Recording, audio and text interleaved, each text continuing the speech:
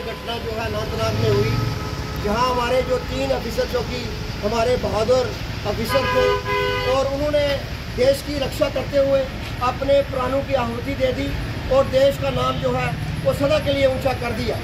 तो बड़े दुखदाई घटना है कि ऐसी घटना अगर होती रही तो देश को इन वीर जवानों का बहुत बड़ा श्रेय जाता है कि जिन्होंने कुछ नहीं सोचा और इस देश की खातिर अपना जो प्राणों की जो है वो आहुति दे दी। राजनीति को पेश करता हूँ और श्रद्धांजलि देता हूँ और उनके परिवार वालों को इस दुख की घड़ी को सहने की यही कहता हूँ कि उनकी भगवान ऐसी जो है दुख की घड़ी में उनको सहन शक्ति प्रदान करें।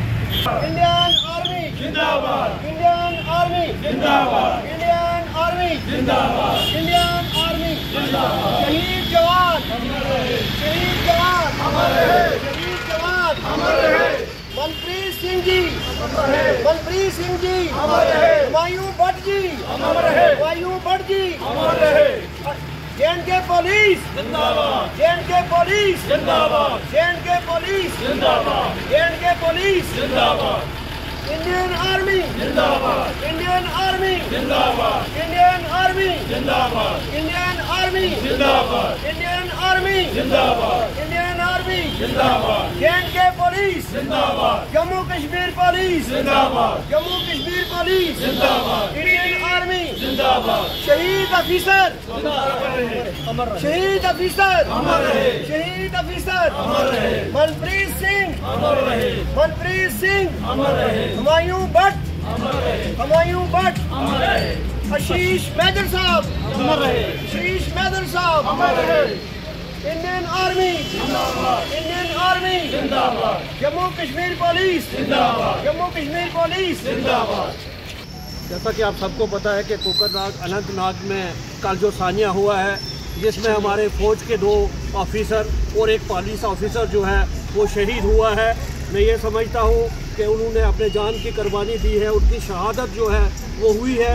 मुझे पूरा विश्वास है और इस मुसीबत की घड़ी में हम तमाम लोग जितने भी सुरनकोट के आवासी हैं, हम हिंदुस्तान की फ़ौज के साथ खड़े हैं, जम्मू कश्मीर पुलिस के साथ खड़े हैं और जितने भी लोग इसमें मारे गए हैं, चाहे रजौरी के अंदर एक हमारा जवान जो है वो शहीद हुआ है जो किश्तवाड़ का रहने वाला था, इस दुख की हम तमाम उन परिवार के साथ शामिल हैं जिनकी माँ, जिनका बेटा गया है, जिनका पति गया है, जिनका भाई गया हुआ है। हम तमाम लोग इस दुख की घड़ी में उन लोगों के साथ, उनके पूरे परिवार के साथ शामिल हैं और मुझे पूरा यकीन है, मैं आपको तमाम लोगों को ये यकीन दिलाना चाहता हूँ कि हमारी भारतीय सेना, बिलखुसूस हमारी आर्मी, पुलिस और बेल्ट फोर्स जो है वो बिल्कुल जो है इसका बदला लेगी और आने वाले वक्त में आप देखेंगे कि जितना भी हो सकता है हमारी फोर्स हमेशा नंबर 1 रही है, नंबर 1 थी और नंबर 1 जो है वो रहेगी।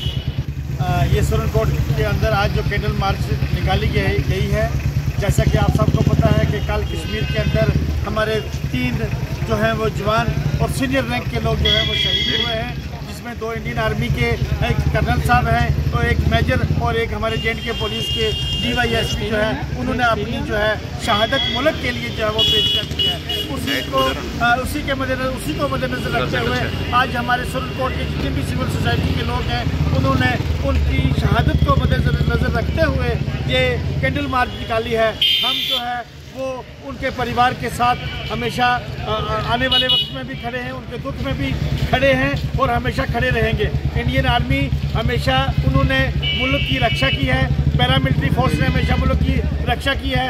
जहां पर जे.एन.के पुलिस जो हमारी अच्छा काम कर रही है, हम उनके उस शहादत पे उनको श्रद्धांजलि पेश करते हैं और उनको उनके परिवार के साथ हम इस दुख की घड़ी में उनके साथ खड़े हैं। जो अनंतनाग में एक दुखदाई घटना हुई है जिसमें हमारे सेना के एक कर्नल और उनके साथ मेजर और एक हमारे जो DSP थे जे.एन.के पुलिस के, वो शहीद हुए हैं और उनकी शहादत कभी व्यर्थ नहीं जाएगी।